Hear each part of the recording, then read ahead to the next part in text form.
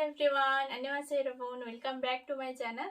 তো গত ভিডিওতে আমরা কোরিয়ান যে অ্যালফাবেটগুলো সেগুলো শিখেছিলাম, স্বরবর্ণ যে 10টি এবং ব্যঞ্জন বর্ণ 14টি সেগুলো শিখেছিলাম। তো আপনাদেরকে বলেছিলাম মূল স্বরবর্ণ হচ্ছে 10টি এবং মূল ব্যঞ্জন বর্ণ হচ্ছে 14টি, কিন্তু যৌগিক স্বরবর্ণ রয়েছে 11টি এবং যুক্ত ব্যঞ্জন বর্ণ আছে 5টি।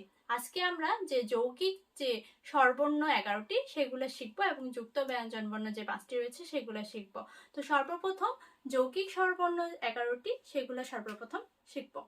তো শুরু করা যাক। আচ্ছা, আসলে যৌগিক স্বরবর্ণটা কি? যৌগিক স্বরবর্ণটা হচ্ছে দুইটা স্বরবর্ণের মিশ্রণেই হচ্ছে মানে যৌগিক স্বরবর্ণ। তো দুইটা স্বরবর্ণ মিশ্রণে আমি আপনাদেরকে যেমন উদাহরণস্বরূপ মানে যদি বলি, সেটা হচ্ছে আমাদের দেশে ধরেন ওকার, হ্যাঁ, এই ওকারটা কিভাবে এসেছে? একার আর আকারের সংমিশ্রণে কিন্তু ওকারটা হয়েছে, তাই না? ঠিক তদ্রুপ আমি আপনাদেরকে এই এই চারটা উদাহরণ আমি দেখাচ্ছি কিভাবে এটা যৌগিক স্বরবর্ণটা হয়েছে। আচ্ছা, এই এখানে এ আ, তারপরে হচ্ছে গিয়ে ইয়া, এরপরে হচ্ছে অ, তারপর হচ্ছে ইয়। এই আর সাথে ইটা যখন আমরা যোগ করে দিব এটা হয়ে যাবে এ। এই ইয়ার সাথে হচ্ছে গিয়ে যখন আমরা ইটা যোগ করে দিব হয়ে যাবে ইয়ে। তারপরে এই অর সাথে যখন ইটা লাগিয়ে দিব এটা হয়ে যাবে ইয়ে। এই ইয়োর সাথে যখন ইটা লাগিয়ে দিব এটা হয়ে যাবে ইয়ে। তো এভাবে হচ্ছে গিয়ে এ ইয়ে এ ইয়ে, এভাবে যৌগিক স্বরবর্ণগুলো হয়েছে। মানে প্রত্যেকটা একটা স্বরবর্ণের সাথে আরেকটা স্বরবর্ণের মিশ্রণ করে যৌগিক স্বরবর্ণগুলো হয়েছে। তো বাকিগুলোও গ্রুপ একইভাবে হয়েছে। যেমন হচ্ছে ওয়া, হ্যাঁ, এই ও সাথে এ আটা যুক্ত হয়ে ওয়া, এই ওর সাথে হচ্ছে এটা যুক্ত হয়ে ওয়ে, ওর সাথে হচ্ছে গিয়ে ইটা যুক্ত হয়ে ওয়ে, উর সাথে এই উ, হ্যাঁ, এই উর সাথে অটা লাগিয়ে দিয়ে অটা বসিয়ে হচ্ছে উয়া, উর সাথে হচ্ছে গিয়ে এটা লাগিয়ে দিয়ে উয়ে, উর সাথে হচ্ছে গিয়ে ইটা লাগিয়ে দিয়ে উয়ে, উর সাথে এই উ এবং ই এই দুইটা সংমিশ্রণে উই, এভাবে। তো আশা করি আপনারা বুঝতে পেরেছেন। এটা জাস্ট এভাবে মুখস্থ করে ফেলবেন। এ ইয়ে ওয়া ওয়ে ওয়ে ও উয়ে উই উই, এভাবে। তো এবার আমরা শিখব হচ্ছে যৌগিক স্বরবর্ণ শেষ করেছি, এবার আমরা শিখব যুক্ত যে 5টি ব্যঞ্জন বর্ণ রয়েছে সেগুলো শিখব। আচ্ছা, আমরা যৌগিক স্বরবর্ণগুলো শিখেছি, এবার আমরা শিখব যুক্ত যে 5টি ব্যঞ্জন বর্ণ রয়েছে সেগুলা। ব্যঞ্জন বর্ণ হচ্ছে মূলত 14টি আর যুক্ত ব্যঞ্জন বর্ণ হচ্ছে 5টি। তো যুক্ত ব্যঞ্জন বর্ণ যে 5টি সেগুলা কি কি সেটা আমরা জানবো। আচ্ছা, আমরা কিয়ক শিখেছিলাম, তাই না? কিয়ক। তো এই কিয়ক যুক্ত ব্যঞ্জন বর্ণ কাকে বলা হয়? মানে দুইটা ব্যঞ্জন বর্ণকে তো যুক্ত ব্যঞ্জন বর্ণ বলা হয়। এই কারণে এখানে দেখেন যে কিয়ক দুইটা এসেছে, তার মানে এটাকে বলা হয় সাং কিয়ক। সাং মানে হচ্ছে দুইটা, সাং কিয়ক, এভাবে বলতে হবে এটাকে বলা হয় সাং কিয়ক। আপনারা এভাবে মুখস্থ করবেন। এরপরে তিগুত, দুইটা তিগুত থাকলে তাহলে বলা হবে সাং তিগুত, হ্যাঁ। এরপরে বিয়োগ, বিয়োগ মানে কি? বিয়োগ মানে তো হচ্ছে ব, তাহলে দুইটা বিয়োগ যখন এসেছে এটাকে বলা হবে সাং বিয়োগ। এরপরে শিউত, দুইটা শিউত যখন এসেছে এটাকে বলা হবে সাং শিউত। এরপরে জিউত, দুইটা জিউত যেহেতু এখানে একে বলা হবে সাং জিউত। আচ্ছা, আবার বলছি সাং কিয়োগ।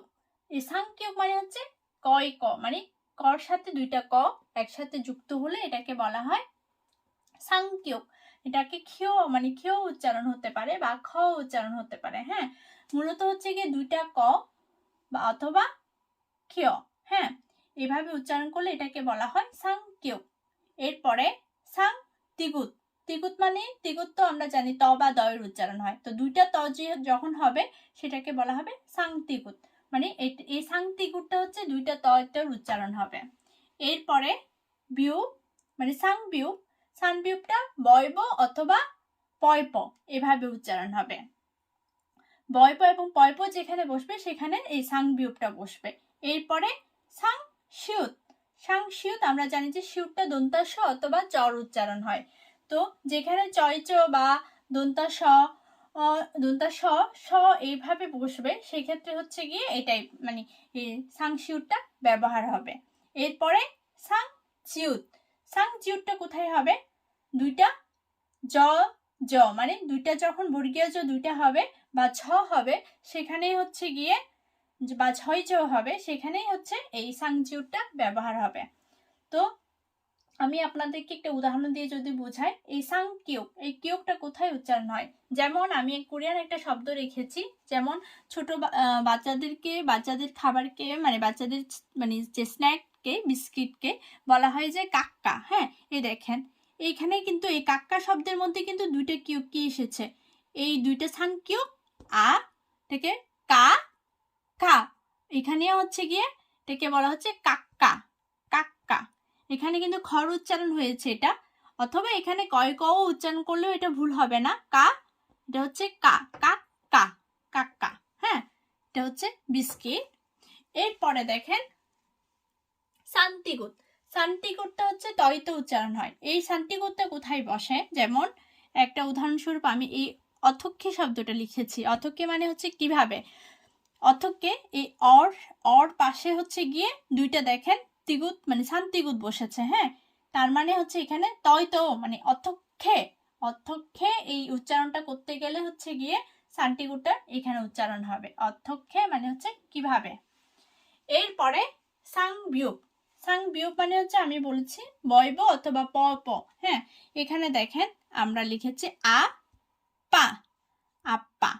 অথবা এই আপ্পাটা হচ্ছে আমাদের দেশে বাবা। হ্যাঁ, বাবাও বলতে পারি। তো এই আপ্পা এটা হচ্ছে গিয়ে সাং বিয়োগ এখানে বসেছে। এরপরে সাংশিউত। সাংশিউত হচ্ছে গিয়ে জয়চ বা দন্তাশয় উচ্চারণ হয়। এখানে দেখেন ইসয় শব্দের যখন আমরা উচ্চারণ করছি এখানে কিন্তু সাংশিউতটা বসেছে, শুধু দন্তাশ বসেনি, ইসয়। তো এখানে ইসয় বলতে সাংশিউত, এই সাংশিউত যখন উচ্চারণ ইসয় এভাবে উচ্চারণ হবে। তারপরে দেখেন সাংজিউত। সাংজিউত হচ্ছে দুইটা বর্গীয় জয় জ অথবা ঝ। এখানে আমি লিখেছি দেখেন জয় জ মানে সাংজিউত আ, সাংজিউত হচ্ছে আ, তারপরে হচ্ছে গিয়ে তয়কাত্তা মানে তয়কাত্তা, তার মানে এটা হয়েছে চাদা। চাদা মানে হচ্ছে গিয়ে খুব লবণ বেশি কোরিয়ান ভাষায়। তো এভাবে মানে আমি জাস্ট এখানে একটা আপনাদেরকে উদাহরণগুলো দিয়ে দেখিয়েছি কোথায় সানকিউক মানে সানকিউক এরকম কিছু শব্দ আছে যেখানে আপনার সব শব্দে তো সব ওয়ার্ডে তো বসে না, কিছু কিছু নির্দিষ্ট কিছু ওয়ার্ড আছে যেগুলোতে আপনার সানকিউক, সানতিকুক, সানবিউক এবং সানসিউত এবং সানজিউত ব্যবহার হয়। তো এটা আপনারা যখন কোরিয়ান ভাষা আরো যখন শিখবেন, ওয়ার্ড মিনিং যখন শিখবেন, অটোমেটিকলি আপনারাই বুঝে যাবেন কোন কোন ওয়ার্ডের ক্ষেত্রে সানকিউক ইউজ হয় এবং কোন কোন ওয়ার্ডে সানতিগুত ইউজ হয়। সেটা সব যেহেতু বেশি ওয়ার্ডে ইউজ হয় না, নির্দিষ্ট কিছু ওয়ার্ডে ইউজ হয়, এটা আপনারা পড়তে অটোমেটিকলি শিখে যাবেন।